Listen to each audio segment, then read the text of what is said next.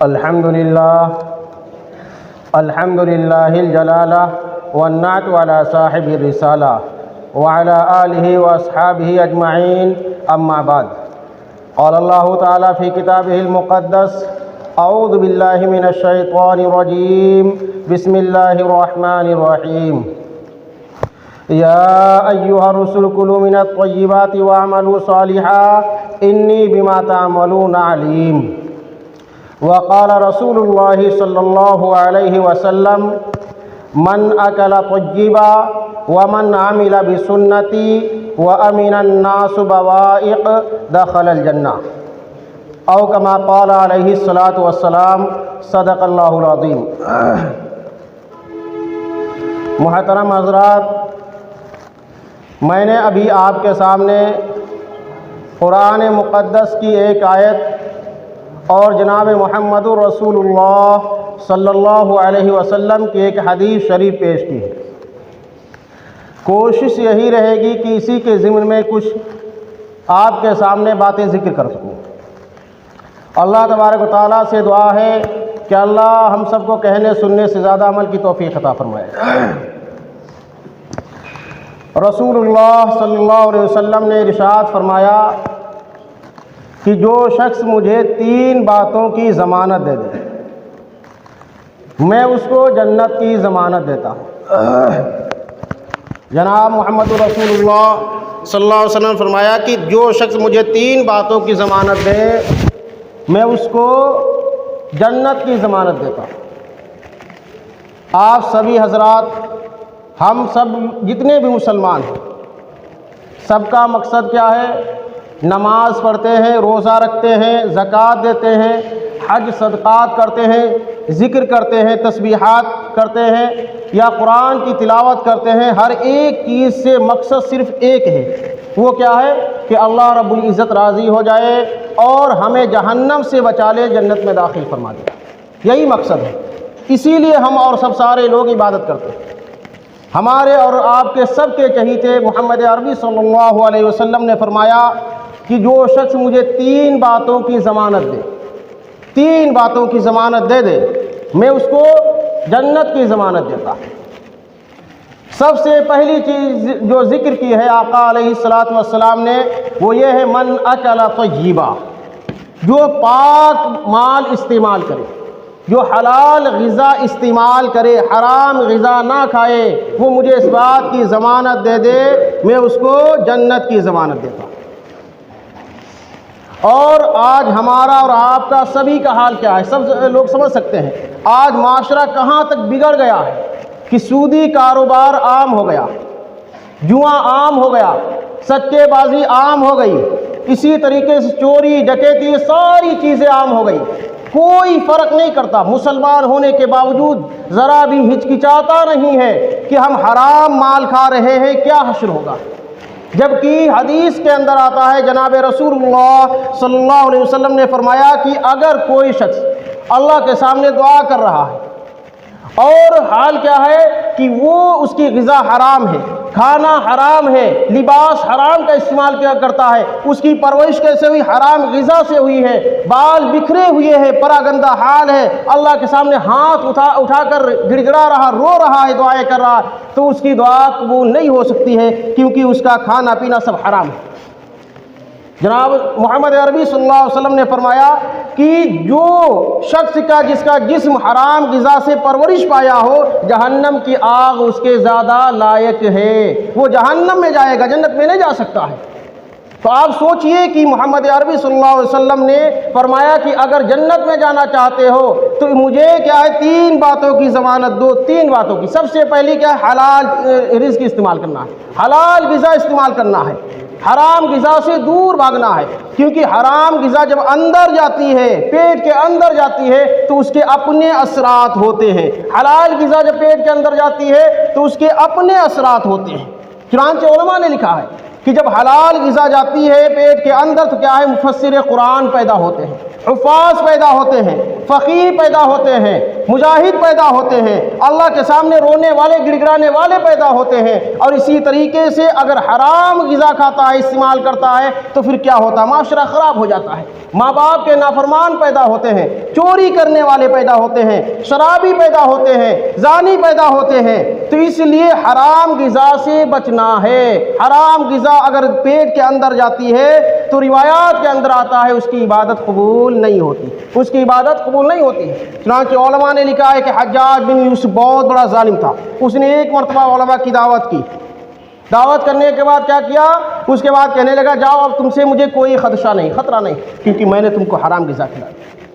उसे भी यकीन था कि हराम ग़िज़ा जाती पेट के अंदर है तो क्या है? इबादत कबूल नहीं होती है, दुआएं कबूल नहीं होती। अल्लाह के रसूल सल्लल्लाहु अलैहि वसल्लम ने खुद फरमाया कि इंसान रोता है, गिड़गिड़ाता है, बाल भी परागंदा हैं, सफ़र के हालात भी उसके ऊपर ज़ाहिर हो रहे हैं, लेकिन उसकी दुआ कबूल नहीं हो रही। क्यों? वजह क्या है? क्योंकि खाना पीना लिबास सब हराम है, उसकी परवरिश जो हुई हराम माल से हुई, इसलिए नहीं कबूल होती।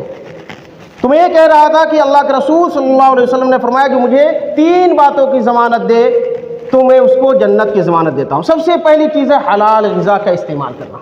हराम से हमें बचना है, इज्तनाब करना है, मुश्तबा माल से भी बचना है कि अगर हलाल और हराम के अंदर शक शुबा हो जाए तो उससे भी बचना है।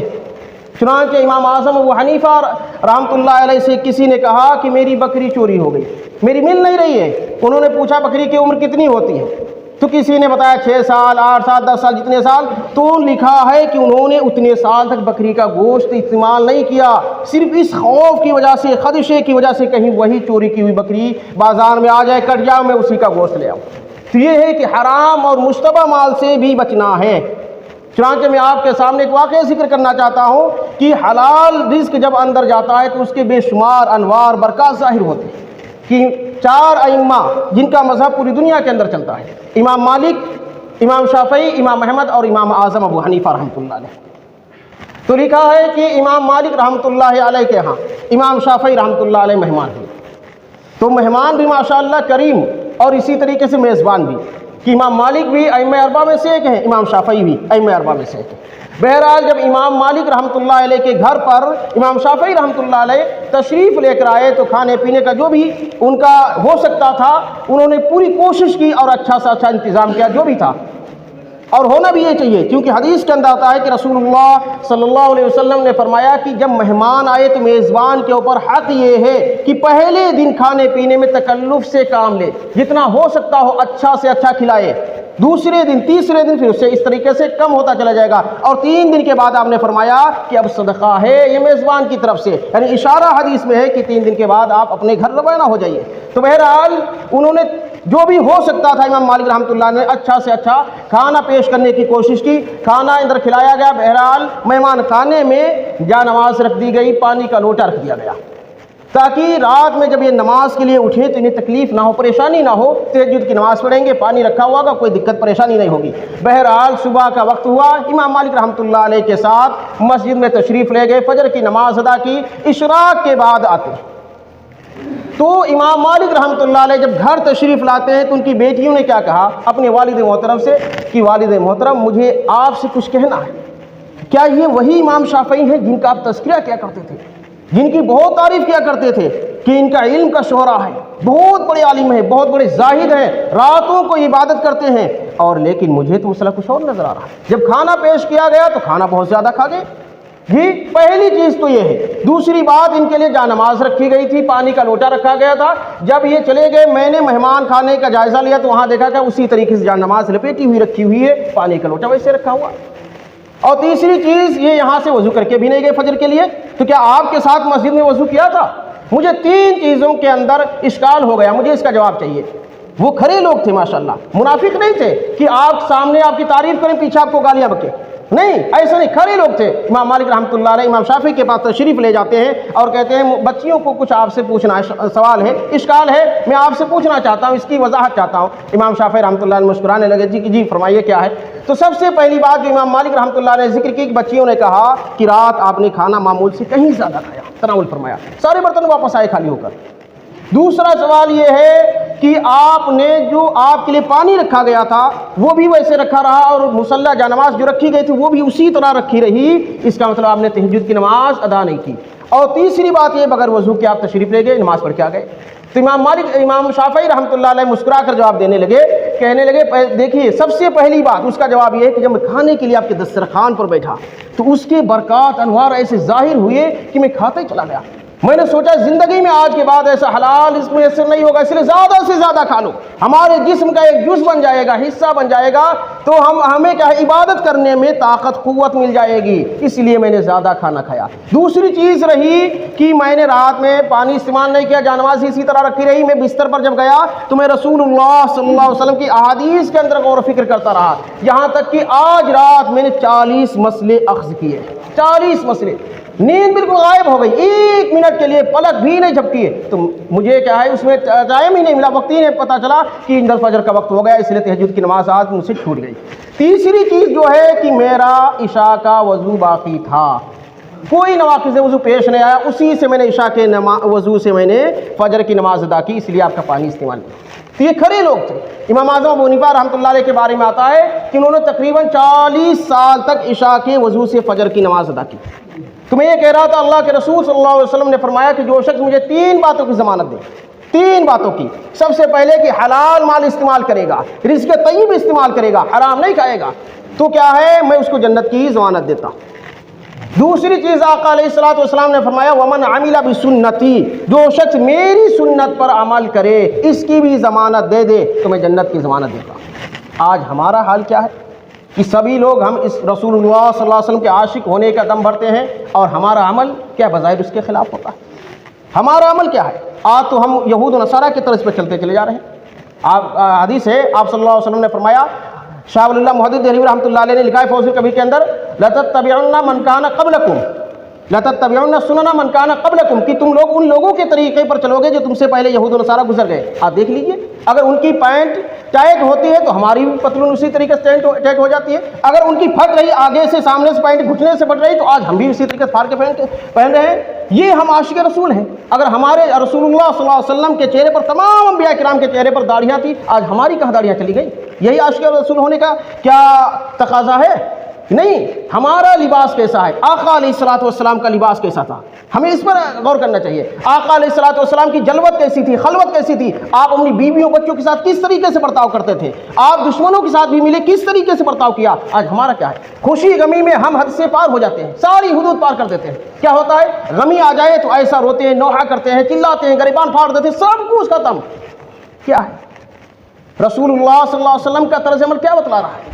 نوحہ یہ جائز نہیں اسلام میں ہے. حضرت عبداللہ بن رواحہ رضی اللہ تعالیٰ عنہ یہ ایک شاعر رسول ہیں, ان کے اوپر جب بیماری میں مبتلا ہوئے, غشی طاری ہوئی, ان کا خود بیان کہتے ہیں, اور میرے گھر والوں کو میرے اوپر خدشہ ہو گیا کہ شاید اب عبداللہ بچے گا نہیں. میری بہن رونے لگی, جو عرب کا ایک طریقہ تھا, یا جب اللہ وغیرہ اس طریقے سے, ہائے میرا پہاڑ, جسے ہمارے یہاں بھی بولتے ہیں ہائے میرا پہاڑ جیسا بیٹا چلا گیا, فلاں چلا گیا, چنا چلا گیا, اس طریقے سے وہ بھی کرنے لگی.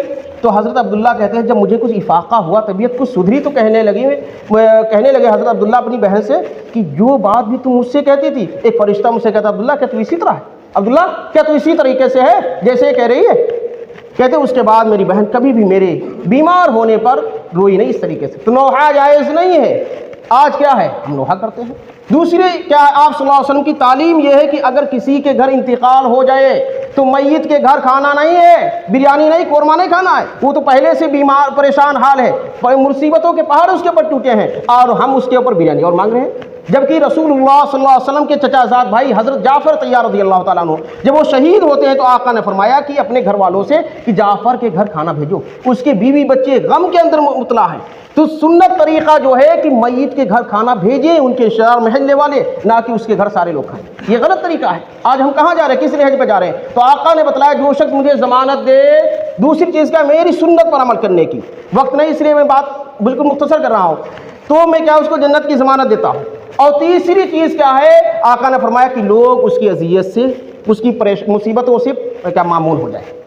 وَأَمِنَ النَّاسُ بَوَائِقَ, لوگوں کو اذیت نہ پہنچاتا ہو. آج ہمارا حال کیا ہے کہ ہم ذرا سی باتوں پر لڑتے ہیں, پڑوسیوں سے لڑتے ہیں. بھائی تمہاری کیا دھواں ہمارے گھر کیوں آ رہا, تمہارے ادھر پانی کیوں آ رہا ہے, تمہارے یہاں لائٹ کیوں ادھر پڑ رہی ہے, لڑنے کے لیے تیار ہو گئے ہیں. یہ حال ہے. جبکہ ایک واقعہ لکھا, میں بات اپنی ختم کر رہا ہوں, کہ ایک واقعہ لکھا ہے کہ ایک اللہ والے تھے, بہت بڑے نیک بزرگ تھے, ان کے یہاں بہت سارے چوہے ہو گئے. مریدوں سے کہا کیا تدبیر اختیار کیا جائے بھائی جس کی وجہ سے ہم پریشانی سے بچ جائیں. تو ان لوگوں نے کہا کہ حضرت آپ بلی پال لیجئے. کہا اس کا فائدہ کیا ہوگا؟ کہا چوہے سارے نکل کر بھاگ جائیں گے. کہا کہاں جائیں گے؟ کہا کہیں چلے جائیں گے پڑوسیوں کا رکھ. کہا اچھا پڑوسی کر جائیں گے. کہا تو تمہیں بلی کبھی نہیں پالوں گا, کبھی نہیں پال سکتا بلی, کیونکہ اللہ کے رسول نے فرمایا من کان یؤمن باللہ والیوم الآخر فلا یؤذی جارہ, کہ جو شخص اللہ پر ایمان رکھتا ہے, آخرت کے دن پر ایمان رکھتا ہے, وہ اپنے پڑوسی کو تکلیف نہیں دے سکتا. ہم کیسے مومن, کیسے عاشق ہیں کہ ہم اپنے پڑوسی کو تکلیف دیں؟ اس لیے میں آخر میں بس یہی کہتا ہوں, تمام باتوں کا لب لباب یہ ہے کہ اگر ہم جنت میں جانا چاہتے ہیں تو اس کا کیا ہے؟ رسول اللہ نے طریقہ بتلایا کہ 3 باتوں کی ضمانت دے دیں. حلال رزق استعمال کرنا, حرام چیزوں سے بچنا ہے. دوسری چیز کیا ہے؟ رسول اللہ صلی اللہ علیہ وسلم کی سنت پر عمل کرنا ہے. یہ بڑا لمبا وسیع موضوع ہے, اس لیے میں اس کو نہیں چھیڑ رہا ہوں. اور تیسری چیز کیا ہے؟ کسی بھی مسلمان شخص کو تکلیف دینا جائز نہیں ہے, اس سے بچنا, اپنی ذات سے کسی کو تکلیف نہیں دینا ہے. اللہ رب العزت سے دعا ہے اللہ تعالیٰ ہم سب کو کہنے سننے سے زیادہ عمل کی توفیق عطا فرمائے. وآخر دعوانا